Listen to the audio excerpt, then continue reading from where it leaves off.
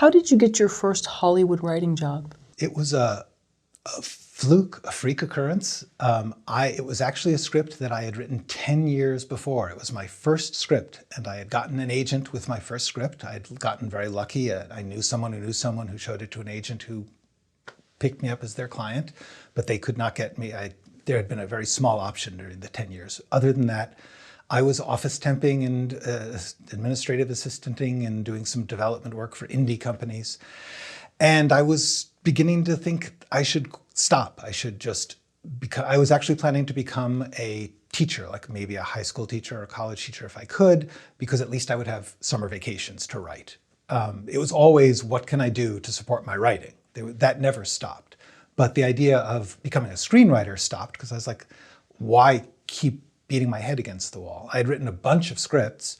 I had an agent. If I wasn't making it, maybe I should quit.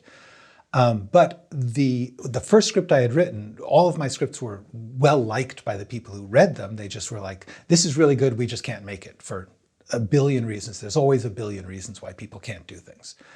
But an independent producer who really loved one of my scripts, and I had done some rewrites with her, her name was May Wuthridge, and she took a job at Tribeca Films when it was just starting. And she had to say that she was stopping her independent career and going to work for Tribeca. But she had the opportunity, she met with someone who worked with Billy Crystal, who was looking to work with De Niro on what turned out to be Analyze This eventually after I failed them. But they were looking to work together, and May slipped them my script. And they loved it, and they said this would work very well. And so all of a sudden, Tribeca had to pick me up as like, oh, I guess we'll pick up his script to take. So all of a sudden, from being about to quit, I was working with big Hollywood stars, and my agent, Lisa Calamaro, arranged a fabulous option and first step deal. And all of a sudden, I didn't have to work temp for a year while I did rewrites on that project, which went so fast downhill and died completely. And they wanted changes that I didn't know how to make. And I had worked for 10 years learning how to write what was in my head. And I had never learned about the part of Hollywood writing where somebody says, change that. That wasn't even on my radar. And this was a long time ago. This was in the late 1980s. It just never occurred to me that like someone would say, as they did, the story was about a divorcing couple, a couple who had gotten divorced and remarried and divorced again, and over political differences. And then the guy gets involved in espionage and politics and things. And so their divorce, the topic of their divorce becomes the subject of a thriller. And so it was sort of a thriller romantic comedy. And the note was, can you take out the divorce? And it was a completely legitimate note in one way. If you were a flexible Hollywood writer who understood how to rethink things, there are ways to do that. And I actually did that later on another script where I took out what I considered the center of the story. At the time, I had never had that question raised. And I tried so hard. I was just like, I got to do this. This is my big break and I'm blowing it. But I couldn't. I wrote an entire script. It's the only thing I've ever written that I have never looked at since. It's 30 years now. I wrote it. I literally cried through much of the writing. Like I was a basket case because I was writing something that I didn't know what the center was. Because for me, the center of this story, the reason that everyone was doing something was because of this couple trying to get back together. When you take that out, all you've got is a bunch of people chasing each other in funny ways, but still wasn't enough to make a scene. I wrote a script. I have no idea if it's readable, but I got immediately fired. The script went on the shelf and they hired new writers. And for 3 years, they held on to it, and De Niro and Crystal wisely moved on, did Analyze This. It was a good choice on their part. And at the end of that 3 years, I got my script back, which was cool because I had been well paid to let them have it for 3 years. I had never seen any of the rewrites that were done after I did it. So therefore I was allowed to take everything I had done, that was my property. The draft I'd done for them was their property because they paid me for it. But the option was over and I just started sending it out again. And so many people loved it and got so close to production so many times. But what it taught me was the thing that I thought writing was about, which is you imagine stuff and you get it down as good as you can and then they pay you and they make it. That's not how the industry works. The industry works that you do all that stuff and then you start to collaborate with other people. And if you can't do that part, if you can't learn how to use those same creative skills on demand for things you may not think are great, then they'll find someone who can. Does that sound depressing? It's not meant to. It's meant to say, learn the mechanics of the business so that you can do the job. That's the message I hope is being sent there, is that there's the magic of creativity and then there's the magic of being skilled and knowing how to do the job no matter what gets thrown at you. Well, I think it's very important that you bring up that story because so many ideas of something sound great, and then when you learn what they actually are, it's much different. So that's just fascinating. So it was a year that you had to rewrite that, or that was a year process? It was a year of, actually, it's a funny story, so I'll tell it.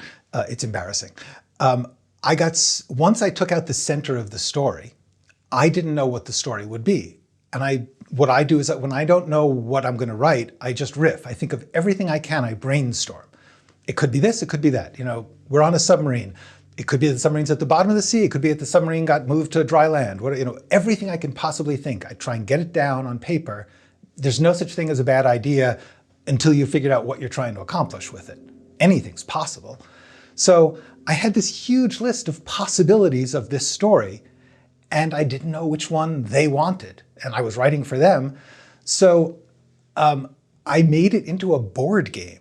I was working as an office temp still, so I had access to like a laminating machine and everything. And I made a board, and it was like the game of life where you go along a path, but this had like multiple branching paths for each story. And I tried to lay out all the different story outlines as a board game with like cards, like if you pick this, you go in this direction. It was the most elaborate, creative, stupid thing I've ever done. And I brought it to Billy Crystal. I got an appointment, I flew to Los Angeles, I gave it to him, and I said, this is your story outline. I don't know which one you want. And he was really gracious about it. And he was great. He was like, well, now I have something to put on the wall of my office. But now we actually have to write the script. I have to work on it. And he gave me advice, and I worked on it, and I did a draft, and it was all fine. But that was how little I understood the job. The job, by the way, is making choices. The point is, when you lay out the 15,000 possible stories, you have to make a choice. Everything is a choice. Every choice has a price. You have to learn to get comfortable with making choices over and over and over again. Everything in creative work is, I'm going to choose this and not that. If I choose this, that means that I can't have a happy ending. If I choose this, it means I can't talk about communism versus capitalism. Whatever it is that you want to do, it's a choice. And when you make that choice, certain things fall away, but other things become stronger. That's the creative process, and everyone gets very afraid of that. What if I make the wrong choice? The coolest thing is, for a writer, is to get comfortable with, you know what? It's a choice. I'm going to make it. I make it judging, I know that the producers want this. Well, no more choice. That's what I'm doing. If you don't know for sure, you take the choice and you follow that path. You're gambling. Maybe it'll work, maybe it won't. But it's better to make the choice and be creative and try and find your solutions than to try and do both. That's the one thing you can't do. Got to make a choice, and you have to live with the price. When they asked you to take out what was the center of the story, which is the couple getting divorced and getting back together, they didn't tell you what to replace it with? They didn't know. When people give you notes, they don't know how to fix it. They just like, that seems a little wrong. Or sometimes they'll know how to fix it, but it's not what you thought would be, like you may have a better one. It doesn't matter. What matters is that everyone is going to see things differently, and most notes are, this isn't working, not do this. If they were do this, then it's like, oh, I'll do that. Most notes are, that's not making sense, or that's too slow, or that's too fast, but how you actually solve it, that's your task.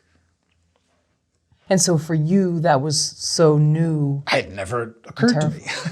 It was, people didn't know that much about screenwriting in the late 80s, early 90s. Like it wasn't as much of a thing. People didn't do it as much as they do now. Now everybody writes scripts. And frankly, everyone should, because now everyone can make them. But at the time, the experience of being a professional writer was not very well known. There were only a handful of books. And in fact, the first time I came to LA, my agent had come out and she had set me up with meetings, and everyone said to me, your work is good. You could work here if you moved here, but you would have to get used to writing things that didn't get made, because at the time, that was how development worked. They would develop 50 scripts and make one, which meant 49 writers were writing a script that was going to be put on a drawer and never seen again. And they would be highly paid and they would be well respected, and maybe one of them would get lucky at one of your scripts would hit. But you never knew. Some people had a full career never getting anything made. And that blew my mind. I was like, I'm not going to work a whole year on a script and not have anyone see it, which of course, that's the business, that's the job. But at the time, I didn't know. I had no clue. And it took me a while to process that and to recognize that as a day job goes, pretty cool. You learn a lot on it and you get paid to do the thing you love. But it may get put on the shelf. You may never see it again.